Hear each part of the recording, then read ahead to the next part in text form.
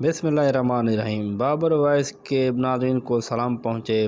Doctor Abdul Qadeer Khan سابق صدر پرویز مشرف کے دور میں مشیر برائے سائنس اینڈ ٹیکنالوجی کے عہدے پر فائز رہے، تاہم امریکی صدر جارج ڈبلیو بش انتظامیہ کی جانب سے 2003 میں ڈاکٹر اے.کیو خان پر یورینیم دیگر ممالک کو فراہم کرنے کے الزامات عائد کیے گئے۔ سابق صدر پرویز مشرف نے ڈاکٹر عبدالقدیر خان پر دباؤ ڈالتے ہوئے سرکاری ٹیلی ویژن پر ان سے معافی کروائی، جس کے بعد ان کے خلاف باضابطہ انکوائری کا آغاز کیا گیا اور ڈاکٹر عبدالقدیر خان کو ان کے گھر میں نظر بند کر دیا گیا۔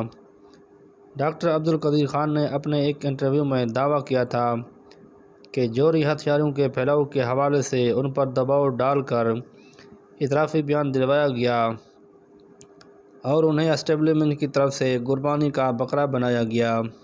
سابق صدر پرویز مشرف کے دور میں انہوں نے اپنے گھر میں نظر بندی ہو کر زندگی گزاری، جبکہ 2012 میں انہوں نے ایک سیاسی جماعت تحفظ پاکستان کی بنیاد رکھی، تاہم 2013 کے انتخابات میں کوئی خاطر خواہ کامیابی نہ ملی، جس کے بعد ڈاکٹر اے.کیو خان نے اپنی سیاسی جماعت تحلیل کرنے کا اعلان کر دیا۔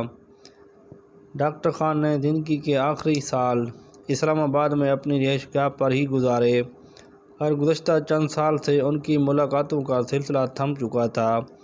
آخر میں آپ لوگوں سے گزارش ہے کہ ہمارے چینل کو لازمی سبسکرائب کر دیں۔ شکریہ۔